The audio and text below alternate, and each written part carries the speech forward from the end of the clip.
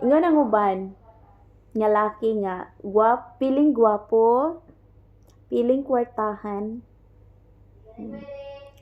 Single mom raman ka oy. Yan ang mamili pa man kag lalaki. Linya sa mga laki nga mga kulang-kulang. Normal nga mamili mi mga ingko. Normal nga mamili ko. Una, na ako'y anak. Ikaduha, wa ko ga kinahanglag bana.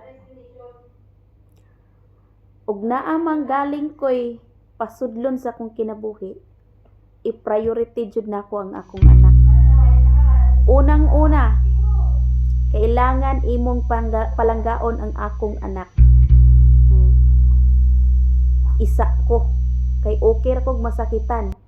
Mas di na ko kayang makita nga pasakitan ang akong anak. Ikaduha,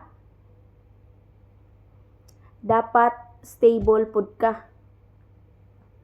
Kay ngano mang nagugma kag single mom, nga di man di ko nimo kayang suportaan. Alangan pod mupasulod kog lalaki sa akong kinabuhi nga ako gyapon ang magbuhi. No. Mas okay na lang na maging single mom ko forever kaysa ako'y magbuhi og laki. Kaysa ako'y magkonsumisyon sa akong bana puhon. Kadtaron ko na. Joke lang.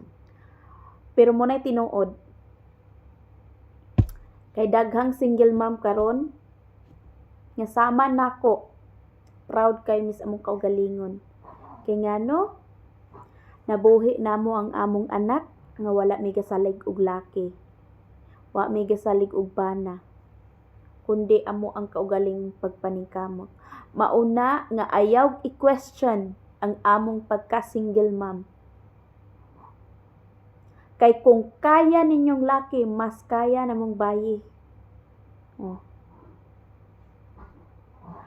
Kung kamong laki di nyo kaya nga i-provide sa inyong asawa ang panginahanglanon namo, pes, kaya namong i-provide ang tanan. Kaya namong mo tambling-tambling, mo 8-8 para sa among anak. Munang ayaw mig i-question nganong mamili mi og laki nga single mom raman mi.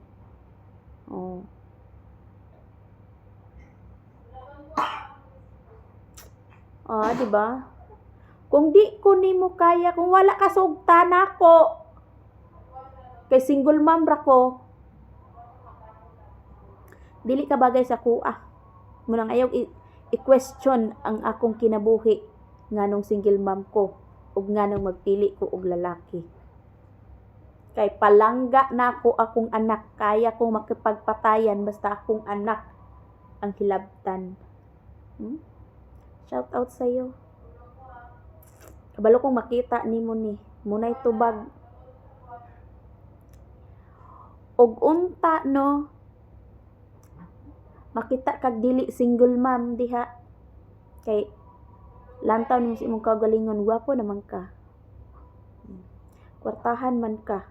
Pues, pangita diha ug gwapa, wa ko'y labot nimo. Ayaw i-question ang akong pagkatawo. Sumaorat to. Bye, basog mapandol ka. Mires!